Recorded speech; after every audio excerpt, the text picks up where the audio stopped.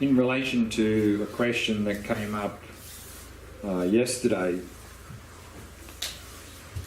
one very common experience that can arise in this practice, but also the practice we did yesterday, is that we can have fear arising. And this is normally because, and I briefly mentioned this yesterday, is that our normal sense of identity is constantly reinforced by solid body and mental activity, thoughts and emotions and so forth. That this is me, and then of course all this mental chit-chat that's constantly going on is constantly reinforcing our sense of identity. And in Shamatha practice in general, of course, we are relaxing the body. So, and particularly in this practice when we're observing the mind or resting in awareness, this solid sense of body can completely collapse. Even to the point where if we're focusing very well on the mind or resting in awareness, we may actually have really no sense of body at all. And then in the practice from yesterday or the one today, if when the mind goes quiet, then all the mental chit-chat, all the thoughts and emotions and so forth that are constantly reinforcing the sense of me subsides. So suddenly there's nothing reinforcing our normal sense of me. And then often what happens is we end up with fear. Because we feel like either I don't really exist, or I'm going out of existence, or something strange is going on here. So of course there is nothing to fear here. The only thing going out of existence is a false sense of me, this grasping to self. What's happening is that grasping to self, based on body and mind, is subsiding. And so rather than fear, we can actually have joy, understanding that the me that I'm identifying with in my entire life actually doesn't really exist, that self. But we'll talk more about that in the Vipassana practice. So to talk about this experience of fear, again, I'd like to read from Alan Wallace's book again, Intention and Evolution, on page 100. And he says the following: one of the more common challenges in this practice is the emergence of fear. As you release your grip on the contents of the mind, you are undermining your normal sense of personal identity, which is constantly reinforced by thinking, by recalling, and identifying with your personal history, hopes, and plans. Now you are disengaging from these familiar supports for substantiating your ego.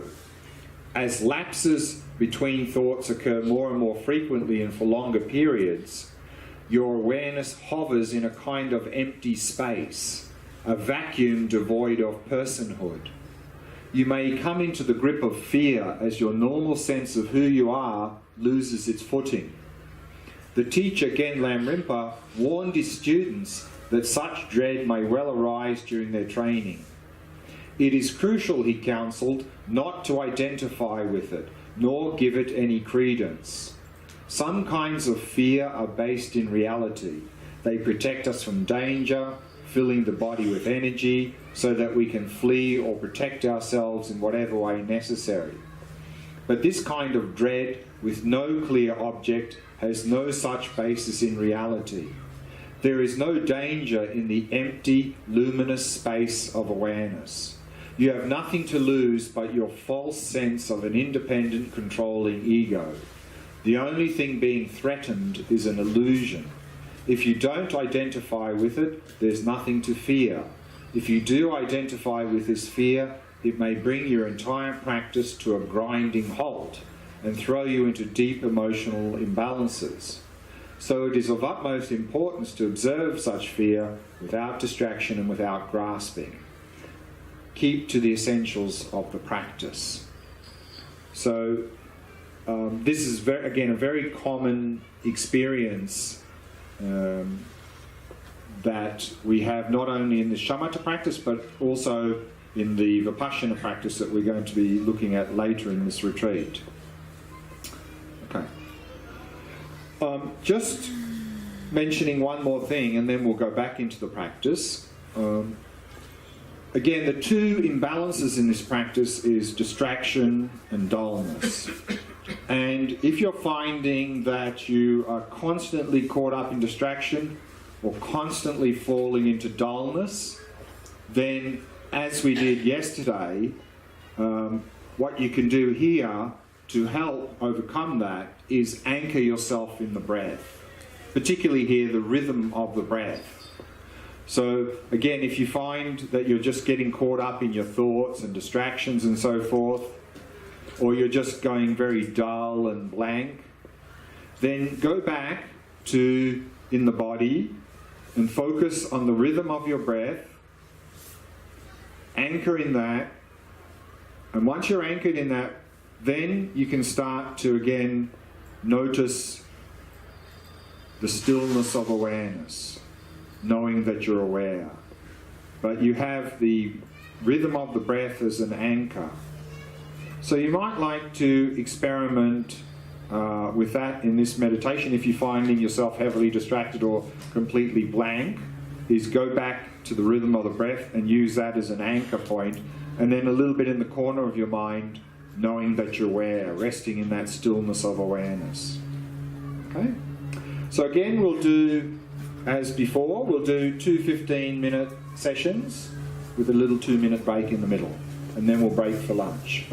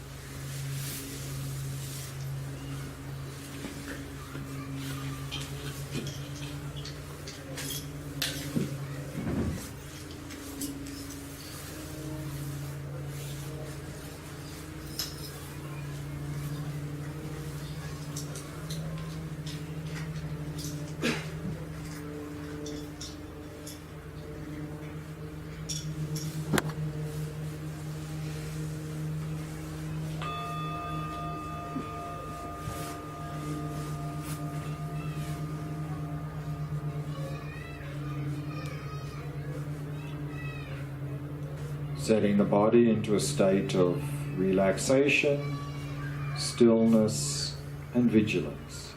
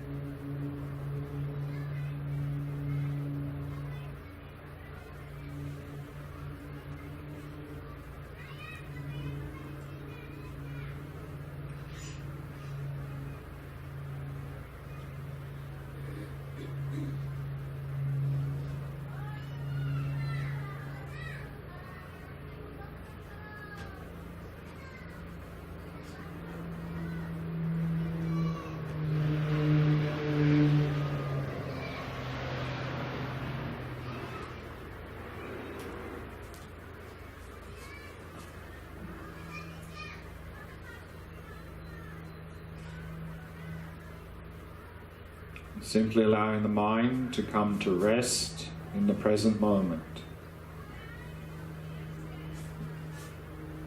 Simply noticing the rhythm of your breath.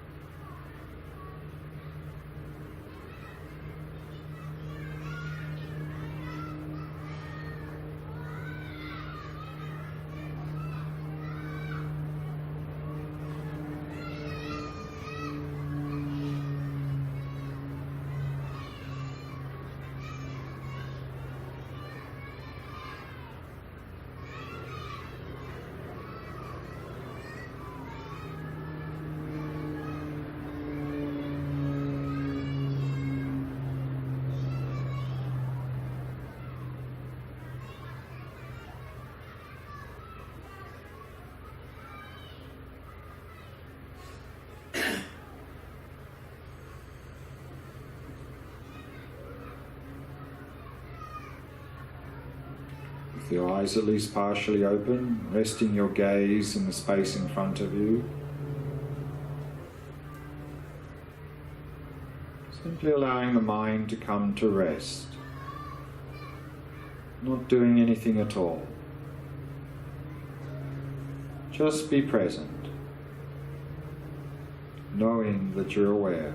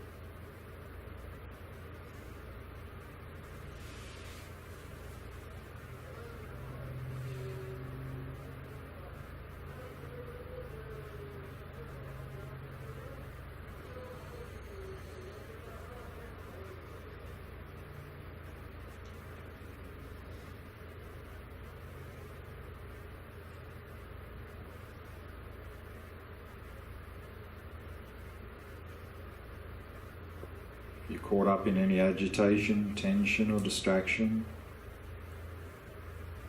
simply release awareness into space, releasing all appearances, relaxing completely.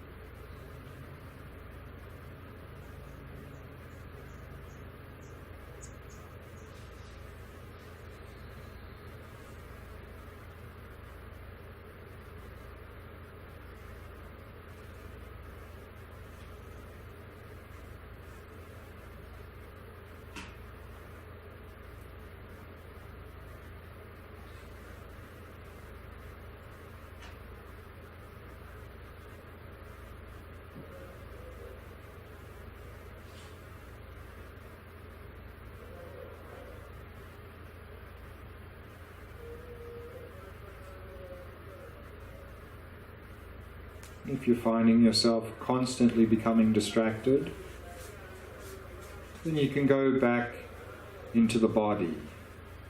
Anchor yourself, focusing on the rhythm of the breath.